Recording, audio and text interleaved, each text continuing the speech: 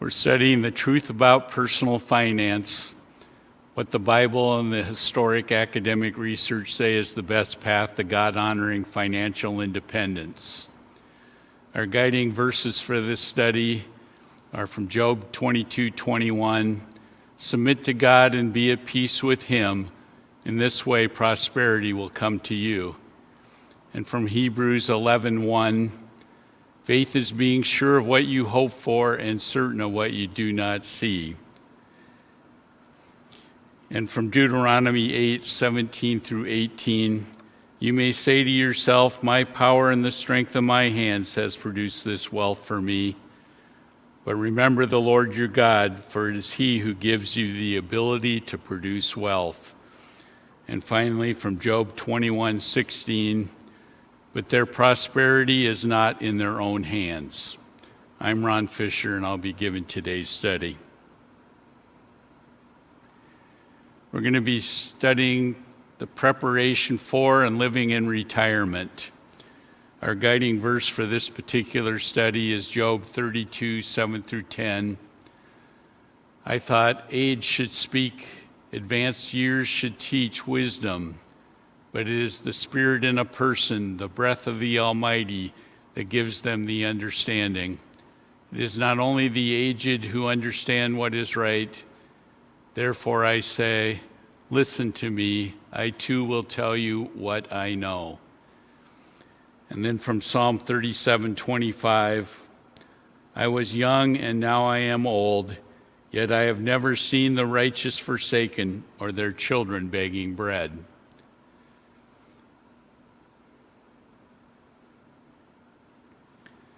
Before you retire, you need to determine your purpose. Study after study shows that defining your purpose in life is key to retirement happiness. Proverbs 16:31 says, gray hair is a crown of splendor. It is attained in the way of righteousness. And Job 12:12 says, is not wisdom found among the aged? Does not long life bring understanding? Before you retire, determine your purpose. Brandon Belanger writes, the following are the most popular sources of purpose, meaning, and fulfillment, according to a 2021 report from Edward Jones. First is spending time with loved ones. A whopping 67% of retirees and 61% of pre-retirees name spending time with loved ones as a source of purpose and meaning in retirement. Enjoy life with your wife, whom you love, all the days of this life that God has given you under the sun. This is recorded in Ecclesiastes 9:9, or the words of Psalm 71:18. Even when I am old and gray, do not forsake me, my God, till I declare your power to the next generation, your mighty acts to all who are to come. Number 2, doing interesting and enjoyable things. 55% of retirees and 64% of pre-retirees expect to find meaning and fulfillment in doing interesting and enjoyable things. Ecclesiastes 11:8 says, however many years anyone may live, let them enjoy them all. Number 3, being true to myself.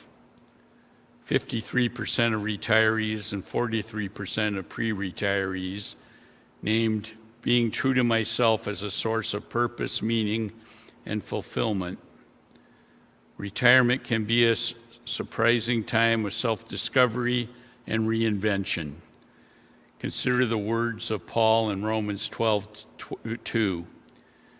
Do not conform any longer to the pattern of this world, but be transformed by the renewing of your mind. Then you will be able to test and approve what God's will is, His good, pleasing, and perfect will. Number 4, being generous and giving back.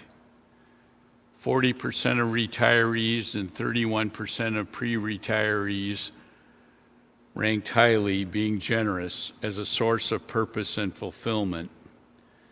In 2 Corinthians 9:8 it says, "And God is able to bless you abundantly, so that in all things, at all times, having all that you need, you will abound in every good work."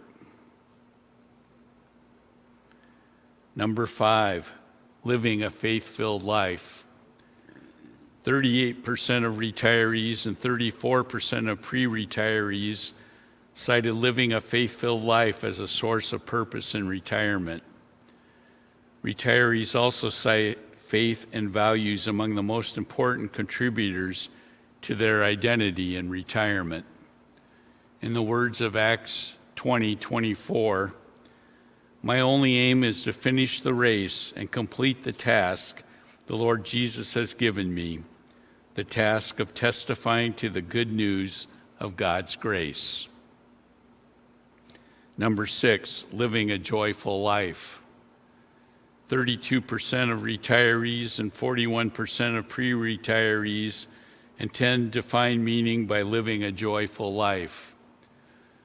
Once you've done a lifetime of work to get to retirement, it's time to spend on activities that bring you joy in your life. 1 Thessalonians 5:16 tell us, "Be joyful always, pray continually, give thanks in all circumstance, for this is God's will for you in Christ Jesus." Number 7, fulfilling my life goals. 21% of retirees and 31% of pre-retirees say, "Fulfilling my life goals will provide meaning in retirement." Consider the goal of Paul in Philippians 3:14.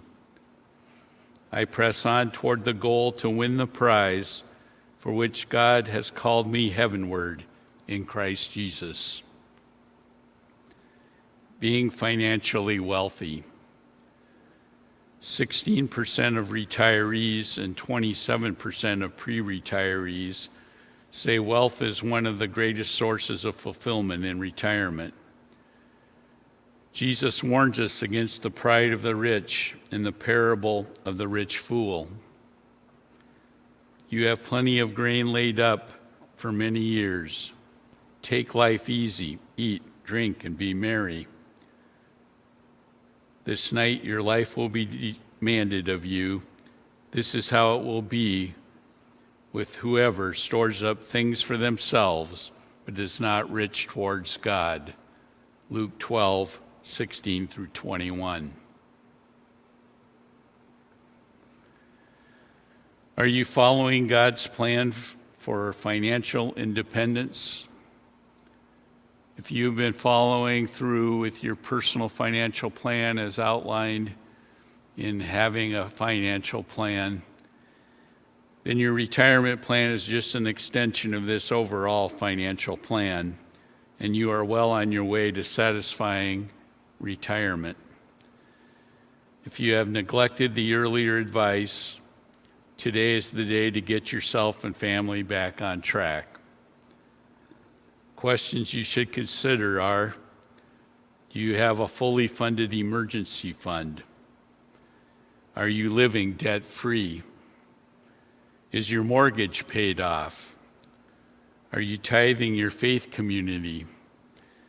Are you investing 15% of your salary in tax-advantaged savings vehicles, or using catch-up contributions to get you back on track? Do you have appropriate insurance coverage to protect your family from possible disaster? If you can answer yes to all these questions, you are well on your way to a secure retirement. Knowing your retirement financial numbers. Figuring out if you can retire financially secure can be a complicated and perplexing question to answer. Consider these words from the Bible, from James 4:13 through 15. Now listen, you who say, today or tomorrow we will go to this or that city, spend a year there, carry on business, and make money. Why, you do not even know what will happen tomorrow. What is your life? You are a mist that appears for a while and then vanishes. Instead, you ought to say, if it is the Lord's will, we will live and do this or that. Finding the answers to each of the following retirement numbers will give you the information you need to make an informed decision on your financial readiness to retire. Kathleen Coxwell, in her online article, 16 Retirement Numbers You Need to Know for a Secure Future, writes, retirement number 1, your financial independence number. This financial independence number is achieved when you have enough investment savings or passive income to cover all your expenses for as long as you will be alive. Most financial independence proponents suggest that you can achieve financial independence when you have amassed enough investment savings to cover 25 times 1 year's worth of expenses. From James 1:4 we read, let perseverance finish its work so that you may be mature and complete, not lacking anything. Financial number 2, financial independence ratio. Your financial independence ratio will tell you how close you are to achieving financial independence. Divide your net worth by your financial independence number. This resulting percentage will mark your progress toward financial independence and is a good way to measure your readiness for retirement. Retirement number 3, your Social Security start date. You probably know that the later you start Social Security, the higher your monthly benefits will be. Did you know that the lump sum value of all your Social Security benefits is likely to be greater than the total of all your retirement savings? You should use a Social Security optimizer program to determine the ideal age for you and your spouse to claim benefits. Retirement number 4, how long will you live? Use a good longevity calculator to best determine you and your spouse's probable length of life. You must invest for a long life. As it says in Exodus 23:26, I will give you a full lifespan. And from Isaiah 46:4, even to your old age and gray hairs, I am He. I am He who will sustain you. I have made you, and I will carry you. I will sustain you. Retirement number 5. How much monthly guaranteed lifetime income do you have? This number is the real financial secret of lifetime financial security. Retirees who report having guaranteed income that exceeds their spending report less stress and an overall more joyful retirement. Common sources of guaranteed lifetime income include Social Security, pensions, and lifetime annuities. Add them up to get this important retirement number. Many retirees who have adequate savings buy a lifetime annuity to ensure their retirement income. It says in Genesis 33:11, God has been gracious to me, and I have all I need. Retirement number 6, inflation outlook. Inflation in retirement, when you are living off a fixed set of assets, inflation means you buy less with your money every year. You typically want to invest your nest egg just aggressively enough so that the money in your portfolio is earning more than the rate of inflation. Retirement number 7, rate of return of your investment portfolio. The rate of investment returns varies greatly depending on the length of the time period you are looking at and the type of investments and the asset allocation your portfolio is holding. Remember, there is always increased risk with increased reward. And in the 5 years prior to retiring and the 5 years after retiring, your portfolio should be the most conservative. Retirement number 8, out-of-pocket health care cost. Fidelity's 21st annual Retire Health Care Cost Estimate has done us all a big favor by estimating the average out-of-pocket cost for a 65-year-old couple retiring in 2022. Over the course of their remaining projected lifetimes, they will spend approximately $315,000. It's estimated that women will spend $165,000 and men spend $150,000. For some, this may be a shock, but to most of the uninformed and unprepared, this number may represent a total expense greater than their current retirement portfolio. Retirement number 9, estimated monthly retirement spending. Knowing how much you spend each month is another critically important number. This is a number that would be used to find your financial independence number 1. If you have been budgeting, this number should be easy to identify. The importance of course, is that the more you spend, the more investment savings and income you'll need. Most experts recommend using approximately 85% of what you spent while working. Although in the early years of your plan, if you plan to travel, this number may be greater than 100%. Retirement number 10. How much is your home worth? This number is important since many people going into retirement have more home equity than they have in retirement savings. Downsizing or selling your home and renting while investing the remaining home equity may be one way to bolster your retirement income. Retirement number 11. How much have you saved in retirement accounts? This number is simple enough to find. Just add up all your different retirement accounts taken from your most recent statements, or acquire an online accounting to today's date.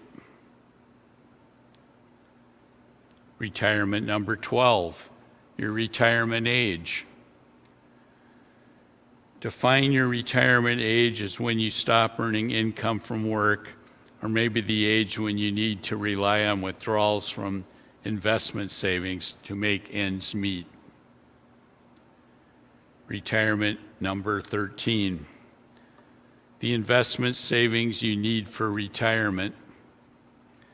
This is the number one retirement number most people want to know. The one question everyone wants answered. The best way to get a reliable answer is to use a good retirement calculator that can be completely personalized. My personal favorite choice is the Bolden Retirement Planner, but I'm sure any of the large brokerage firms Monte Carlo simulations will give you a quality answer.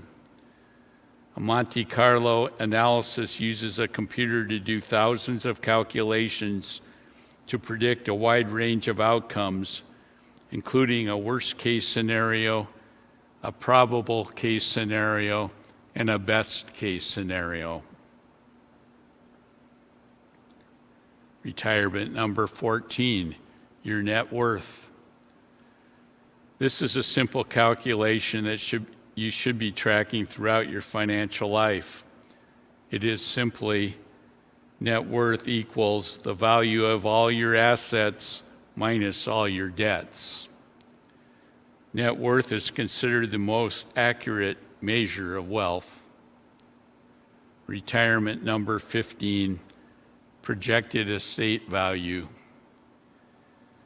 The projected estate value can be found in your net worth as projected at your projected life expectancy. Jeremiah 32:39 says, I will give them singleness of heart and action, so that they will always fear me, and that all will go well for them and their children after them.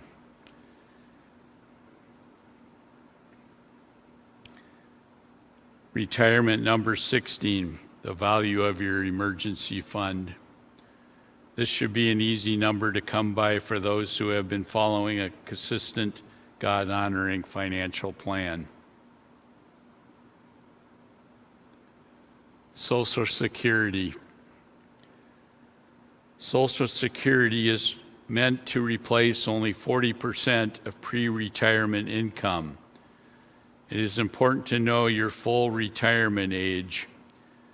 This is important to know because after full retirement age, your Social Security benefits increase for every month you do not claim up to age 70.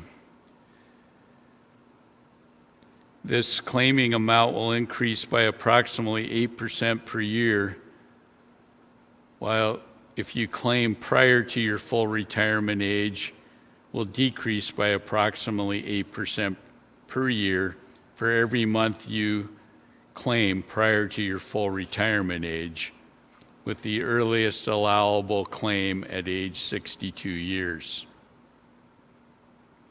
Social Security uses your 35 highest earning years to calculate your benefits. Working longer allows those lower earning years to be replaced by higher earning years in their calculation, another benefit to delaying claiming until age 70 years. The amount of your benefit is based on a formula that is meant to be actuarially neutral. That basically means you should get the same total amount of benefits over the course of your retirement, regardless of the age at which you claim benefits, unless you live longer than your actuarially specific death. Women, 87 years of age, men, 84 years of age, at which time a higher benefit will result in increased benefits over your lifetime. Also, a higher initial Social Security benefit will compound over time at a greater rate than a smaller Social Security benefit when taking into account the cost of living adjustments given as a percentage of increase in benefits each year. Optimal claiming of Social Security. Chris Kissel writes, about 21% of workers at risk of being unable to afford retirement would improve their situation if they started Social Security benefits at the optimal time. Poverty among the elderly could be cut by nearly 1/2 if all retirees claim Social Security at the optimal financial time. There are a number of companies that specialize in a custom analysis of Social Security claiming strategies, including Kiplinger at $49.95, Social Security Choices at $39.99, and if you use Social Security Choices with the coupon code MONEYTALKS, you'll get a $10 discount to $29.99. Using a life expectancy calculator. Kathleen Coxwell writes, if you're going to stress test your retirement assumptions, you need to have a realistic idea of how long you may live and test the sustainability of your plan for you and your spouse's expected lifetime. The best way to do this is to use a life expectancy calculator that will ask you a number of health-related questions and spit out your life expectancy. Psalm 39:4 says, "Show me, Lord, my life's end and the number of my days. Let me know how fleeting my life is." Although these life expectancy calculators won't show you God's appointed time for your death, they will give you a sense of what you should plan for in your retirement plan. Some life expectancy calculators you could use are Living to 100, Blueprint Income, John Hancock Life Expectancy Calculator, Blue Zone's Vitality Compass Lifespan Calculator from Northwestern Mutual Life, and Big Life. Life expectancy. Here are a few additional facts from the Social Society of Actuaries and the Social Security Administration. I think some of these will surprise you. 1/3 of males and 1/2 of females in their mid-50s will live to be 90. For a couple who is 65, there is a 50% chance that one person will live to be 92. If you live to be 65, you will likely live another 20 years on average. If you live to be 75, the average life expectancy is 88. If you live to be 85, the average life expectancy is 92. If you live to be 95, the average life expectancy is 98. From Job 12:10 we read, "In his hand is the life of every creature and the breath of all mankind." And from Ecclesiastes 8:8, "As no one has power over the wind to contain it, so no one has power over the time of their death." Are you financially prepared? Listen to the words of Job 21:23 through 26. "One person dies in full vigor, completely secure and at ease, well-nourished in body, bone, rich with marrow. Another dies in bitterness of soul, never having enjoyed anything good. Side by side they lie in the dust, and worms cover them both." For many in the United States who have yet to take seriously saving for retirement, living in poverty will be the end result. According to a recent GoBanking's rate study, approximately 42% of Americans have less than $10,000 saved for retirement. Not enough people are actively saving for retirement. 1 in 4, 25% of workers surveyed, have no savings at all. The Insured Retirement Institute survey found that 51% of the workers polled have less than $50,000 saved. From Deuteronomy 32:29 we read, If only they were wise and would understand this and discern what their end will be. There is no time like the present to save and invest. The sooner you start saving and investing, the less you will have to save because of the miracle of compound interest to reach your goals. If you have at least 15 years before retirement, you still have a good chance of saving $500,000, a decent nest egg. According to IRI, 20% of American workers have more than $500,000 saved, and only 8% have at least $1 million saved. Job 21:13 says, "They spend their years in prosperity and go down to the grave in peace." There's no time like the present to save. Chris Kissel writes, according to a federal government online calculator, this is how much you have to save per year to reach your goal of $500,000 over 15 years, based on various rates of return for your investment portfolio. A 5% return rate,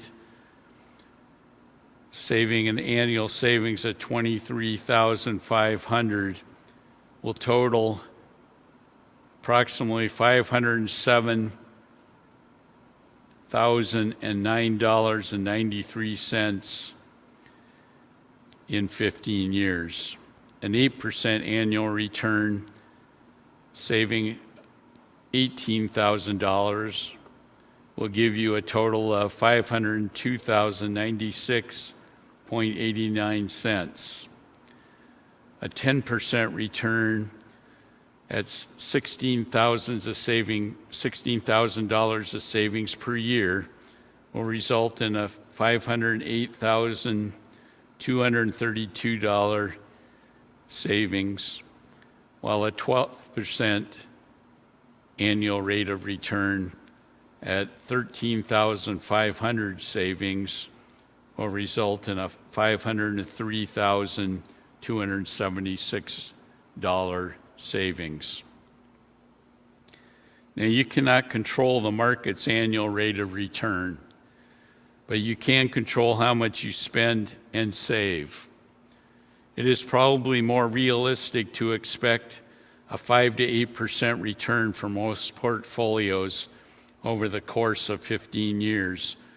So saving $18,000 to $23,000 or better yet, maxing out your tax advantage retirement savings accounts should be your goal if you have put off saving for your retirement.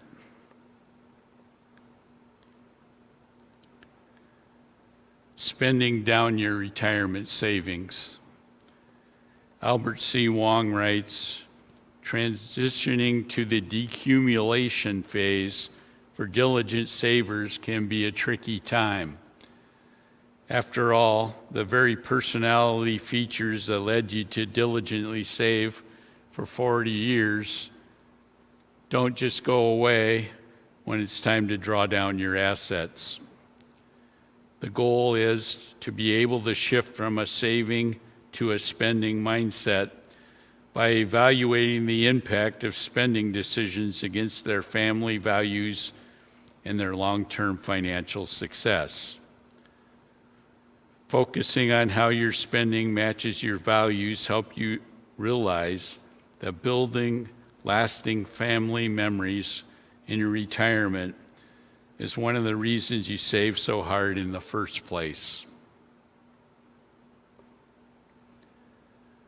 Spending down your retirement savings. Spending from what seems to be a fixed pool of non-replenishing resources can make you worry about opportunity cost, other ways you could be using your money, or the trade-off of spending those resources today. Being focused on the long term and taking a disciplined approach to investing are core investing principles. But if you're in a good financial position, there comes a time when it's okay to live out the retirement you have spent your life planning for. Family memories are priceless. Reevaluating the 4% drawdown rule. Patrick Villanova writes, the 4% rule has for a long time been considered a safe way to draw down your savings in retirement. Developed in 1994 by financial planner William Bengen, the 4% rule has become a staple of retirement planning.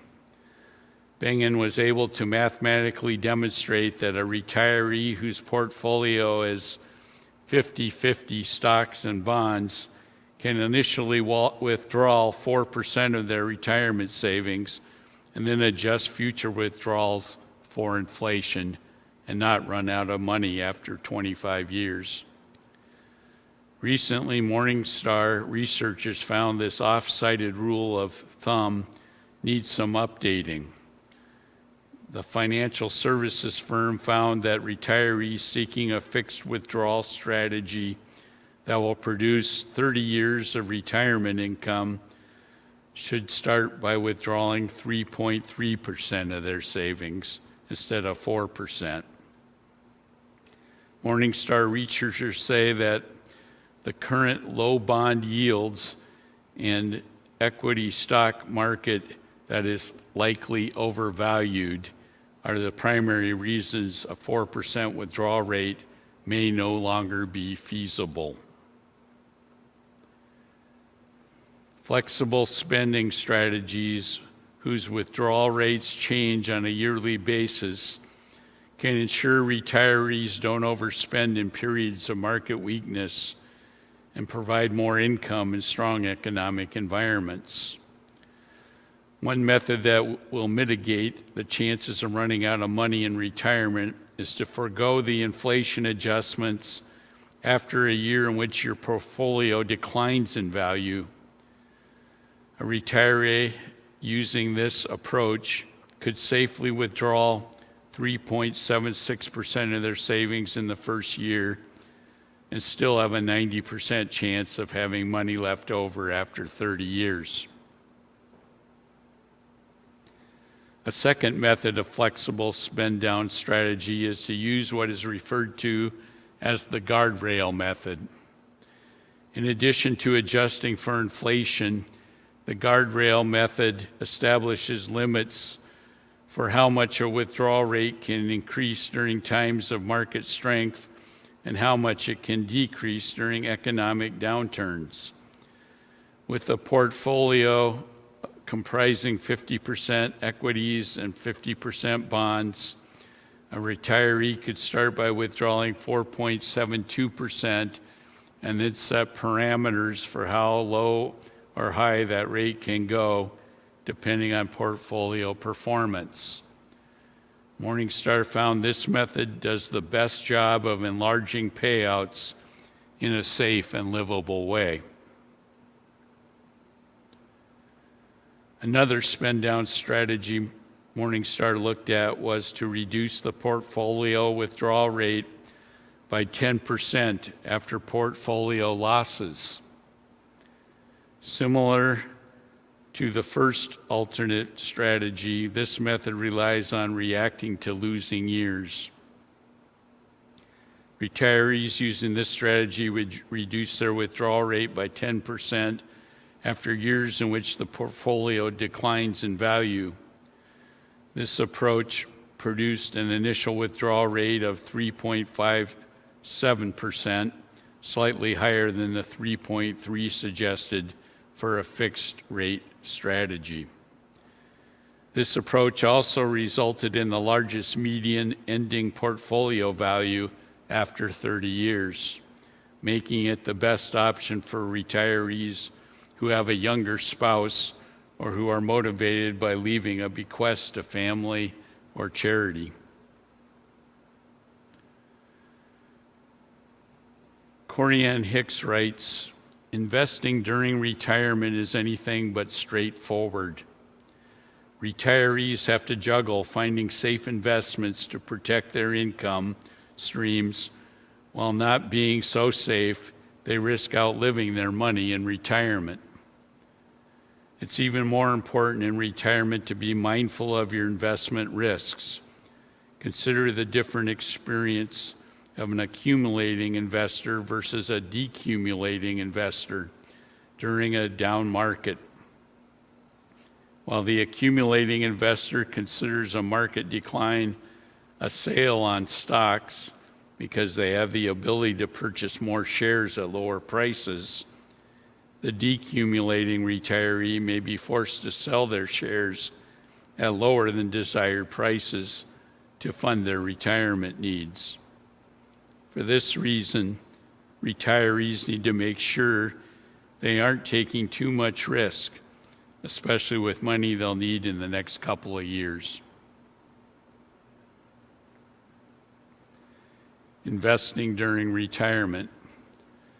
Inflation during retirement can create another type of risk for retirees, the risk of running out of money in retirement. Inflation can cause you to burn through your retirement savings faster than expected if you don't make and take measures to mitigate the corrosion. For current retirees who are seeing increase in food, gas, energy, and other consumer goods prices, they can try to offset this inflationary environment by investing in I-bonds or increasing their equity position in their portfolio to help lessen the impact of rising prices. Retirees need to balance their portfolio to a just right investment strategy that is able to provide their retirement income needs while not investing for a higher rate of return than their retirement requires. In order to keep your retirement risk in perspective, it may be wise to separate the money you need to fund your retirement from the assets you want to accumulate and pass on as a legacy. This way you can grow the assets you do not need for retirement without risking your future security. A recent study done by Fidelity Investments determined that a better long-term strategy of withdrawals for overall reduced tax consequences was to withdraw an equal proportional amount of all types of retirement accounts, including taxable, tax-deferred, and Roth accounts.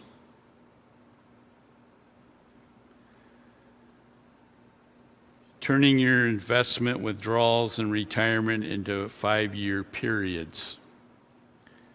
Corianne Hicks writes, "It may be wise to break your retirement spending needs into 5-year segments. No one single investment or investment style, asset allocation, can address the needs of a 30-year retirement. Each 5-year segment of retirement has its own unique lifestyle needs and therefore investment needs. Money invested during the first 2 or 3 segments, 5 years prior to retirement and 5 to 10 years following retirement, need to be invested more conservatively than money invested later in retirement years. The reason for this is during this pre and early retirement period, your retirement income needs are highly affected by the stock and bond market sequence of returns, meaning that large losses during this period could negatively affect your portfolio's ability to provide you with income throughout your lifetime. Withdrawing income from an investment portfolio during a market decline removes shares that will never be replaced again. 5-year investment segments from 11 through 25 years can be invested for growth since they'll have time to recover from negative or bear markets. A guaranteed income immediate lifetime annuity. Consider adding a guaranteed income immediate lifetime annuity as insurance against an apocalyptic stock market or another lost decade during your retirement years. Annuities have gotten a bad rap as fee-heavy products, but they can serve the savvy retiree well. This asset can essentially, along with Social Security, essentially replace much of what used to be allocated to bonds, and the payouts are usually much higher. Although you give up some liquidity, they can pay very high guaranteed incomes, and you'll never run out of money for you and your spouse during your lifetime. Romans 13:11 reads, "Our salvation is nearer now than when we first believed."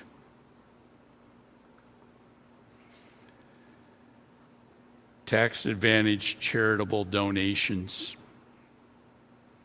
Taylor Turner writes, "Give to charities that are important to us is a profoundly personal and emotional act.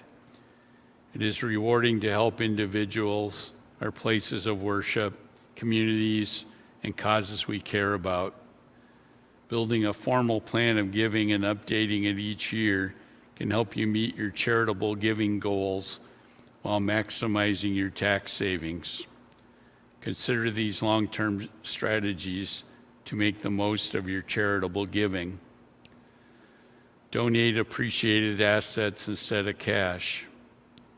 Giving appreciated assets such as stocks or stock funds means more money going to the charities and less to taxes. You won't have to pay capital gains taxes when you donate an appreciated asset, and charities don't have to pay taxes when they sell them.